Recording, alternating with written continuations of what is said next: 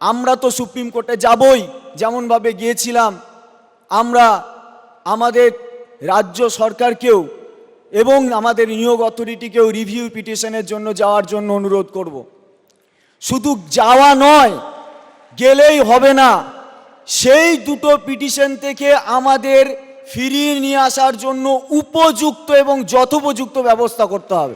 আমরা জানি যে রিভিউ টু কিউরেটিভ আমাদের জেতার সম্ভাবনা আছে, এবং সেই যতদিন পর্যন্ত এই প্রক্রিয়াটা সম্পন্ন হচ্ছে না ততদিন পর্যন্ত আমাদের দাবি, আমাদের কোনো রকম টার্মিনেশন লেটার দেওয়া যাবে না। আমরা যে চাকরি করছি সেই চাকরিতে স্বমহিমায় বহাল থাকতে চাই, এবং এর জন্য কোনো কন্ডেম অফ কোর্ট হবে না, তার প্রভিশন আছে, আমরা সেটা জেনেছি।